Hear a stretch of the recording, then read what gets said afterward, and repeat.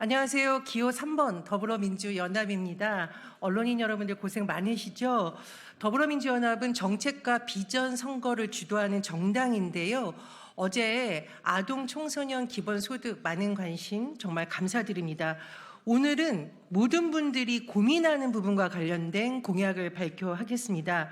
바로 건강하고 존엄한 노후를 집에서 볼 수 있는 노인재가 의료 돌봄과 관련된 공약입니다.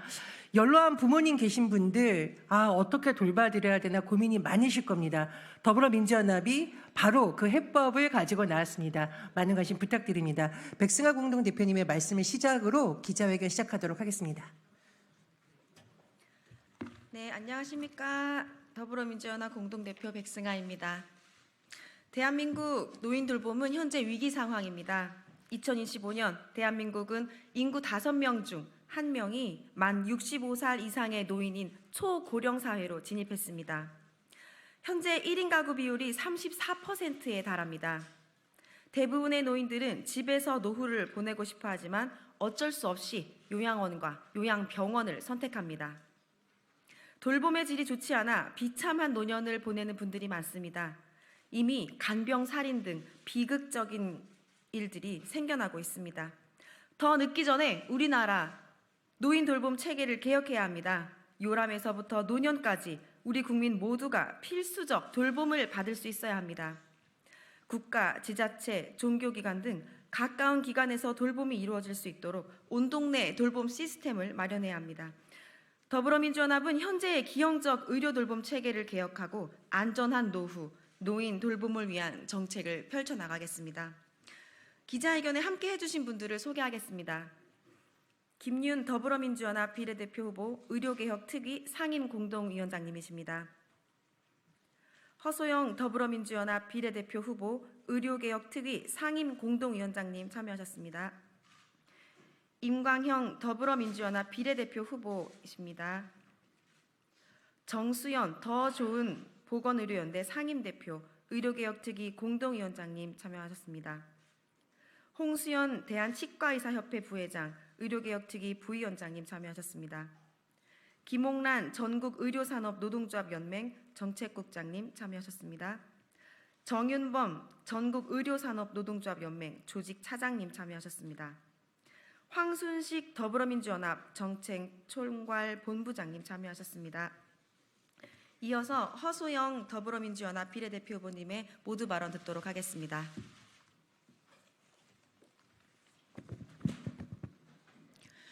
안녕하십니까. 더불어민주연합 비례대표 27번 허소영입니다. 저는 먼저 어제 윤석열 대통령의 담화에 대해서 간단하게 논평을 하는 것으로 그 발언을 준비했습니다. 윤석열 대통령의 담화는 늘 예측을 빗나가지 않습니다. 매번 최악과 최하의 기록을 갱신합니다. 의대 정원 2,000명은 신의 숫자입니까? 신탁이라도 받았습니까? 윤석열 대통령은 대국민 담화라고 쓰고 국민의 생명을 담보로 대국민 협박을 했습니다. 애초부터 일방적으로 의료 개편안을 던져놓고 안 되면 의료계 탓이라고 국민들에게 이르는 형국입니다.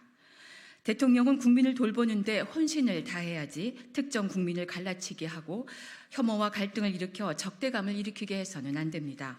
총선용으로 던진 배틀에서 윤 대통령님 졌습니다. 의대 정원이 의료 개혁의 일부이지 전부는 아닙니다. 시급하고 산적한 개혁안은 제쳐두고 두 집단을 편갈라 싸우게 하는 하수의 전략에 우리 국민은 절대 속지 않습니다. 숫자놀이 멈추시고 귀를 열고 들으십시오. 환자와 의사가 다른 국민이 아닙니다. 모두 대통령이 살펴야 할 국민입니다. 환자들의 어떠한 피해도 그 첫 번째 책임은 윤석열 대통령에게 있음을 국민들은 기억합니다. 더불어민주연합의 오늘의 목소리를 무섭게 들으셔야 할 이유입니다. 이어서 바로 기자회견문 낭독하겠습니다.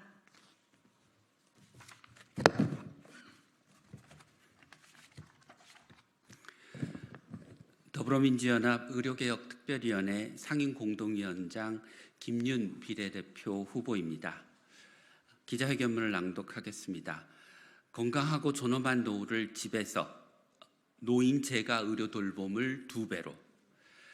노인 인구 1000만 시대를 목전에 두고 있습니다. 초고령 사회, 어른들의 건강하고 존엄한 노후를 위한 노인 의료 돌봄 개혁이 반드시 필요한 시점입니다.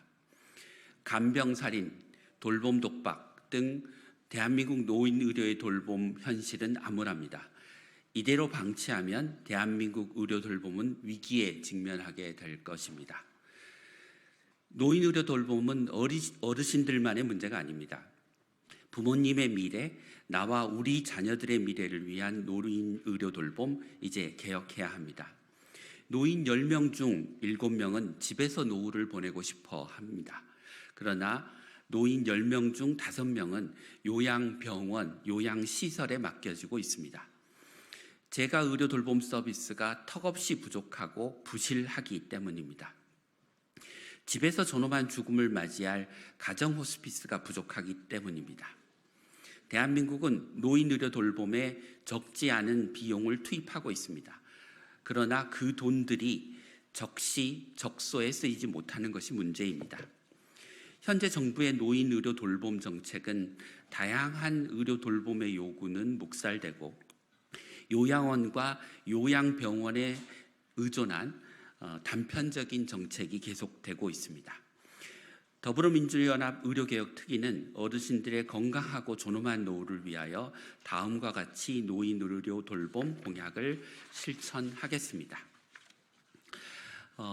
이어서 구체적인 정책 제안을 말씀드리기 전에 저희가 제안하는 정책의 틀에 대해서 말씀을 드리려고 합니다.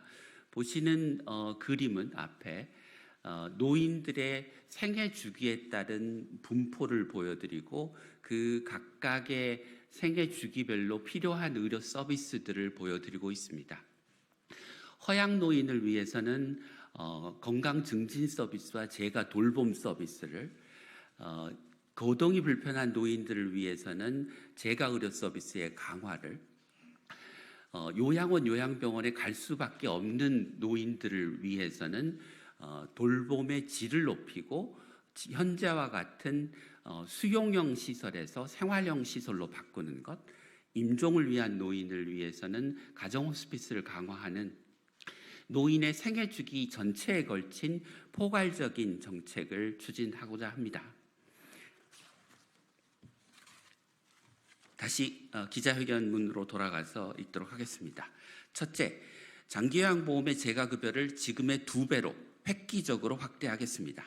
요양병원, 요양시설을 찾는 어르신들의 절반은 집에서 의료 돌봄 서비스를 받으면서 존엄한 노후를 보낼 수 있습니다.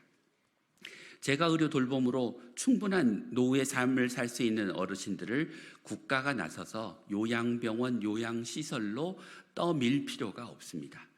요양원, 요양병원에, 요양시설에 입원하지 않아도 될 어르신들이 재가 의료 돌봄 서비스를 받도록 하고 그만큼의 재정을 재가 급여로 전환하면 추가 재정의 확보 없이 재가 급여를 2배로 늘릴 수 있습니다. 요양보호사의 재가 돌봄 시간을 기존의 4시간에서 OECD 평균 수준인 8시간까지 확대할 수 있습니다. 둘째, 노인들의 체계적인 건강관리를 위한 10,000개의 노인주치의원, 5만 개의 노인의료돌봄센터 설치를 추진하겠습니다. 노인주치의 제도를 시행하면 어르신들이 집에서 진료를 받을 수 있습니다. 우리 동네에 방문간호, 방문재활을 해주는 노인의료돌봄센터가 있으면 어르신들이 집에서 간호와 재활 서비스를 받을 수 있습니다. 여기에 노인 단골 약국 제도를 결합해 어르신들의 다제 약물 복용을 안전하게 관리하겠습니다. 임종을 앞둔 어르신들이 가정 호스피스 서비스를 제대로 받을 수 있도록 하여 집에서 가족과 함께 존엄한 죽음을 맞이할 권리를 보장하겠습니다. 재가 의료 돌봄을 위한 노인 주치의, 노인 의료 돌봄센터, 노인 단골 약국의 적용 대상을 노인에서 장애인, 만성질환자, 희귀 난치성 질환자까지 확대하여 국민 누구라도 집에서 필요로 하는 의료 돌봄 서비스를 받도록 하겠습니다.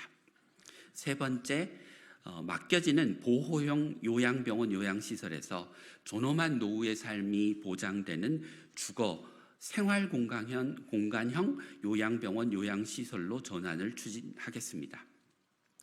요양병원 요양시설의 기존 시설을 구획으로만 구분하는 하드웨어적 전환 방식이 아니라 내 집같이 안전하고 안락한 생활 맞춤 주거 공간으로 재설계하도록 하겠습니다. 효율적이고 지속성이 있는 요양병원 요양시설의 거주 생활 공간형 전환을 위해 관련 입법 제도의 재개정을 추진하겠습니다. 끝으로 요양병원 간병비를 전면 급여화하고 요양병원 요양시설의 간호간병 인력을 2배 이상 늘려 의료 돌봄의 질을 높이겠습니다.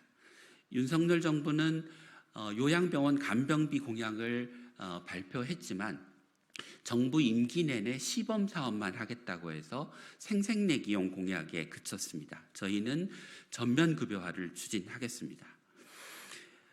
요양병원 간병비의 급여화와 재가급여의 획기적인 확대를 추진하면 불필요한 노인들의 요양병원 입원을 줄일 수 있습니다.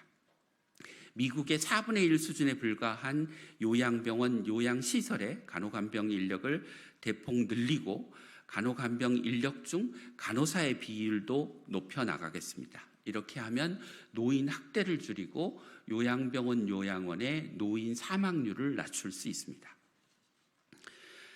대한민국 의료 돌봄 서비스는 출산, 육아, 아동, 노인 등 생애 전주기에 걸쳐 시혜적이고 획일적인 제도의 테두리에 갇혀 있습니다.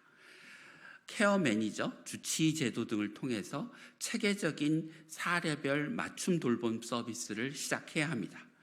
보편적 돌봄으로 확대를 위해 정부, 지방자치단체, 관련 기관들이 유기적인 협업 체계를 구축하는 구조적 개혁이 동반돼야 실질적인 돌봄 서비스가 가능합니다. 노인 의료 돌봄부터 시작해서 다른 돌봄으로 확대해 나가겠습니다.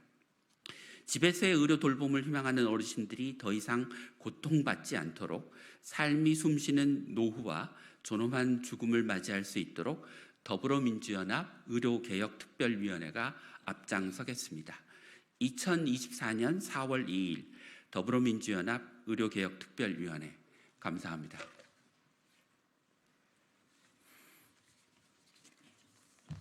노인 인구 천만 시대 초고령 사회에서 어르신들의 건강하고 존엄한 노후를 위한 노인 의료 돌봄 개혁이 반드시 필요합니다.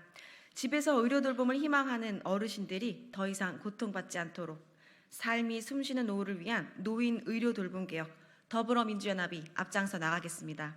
감사합니다. 기자회견 여기서 마치도록 하겠습니다.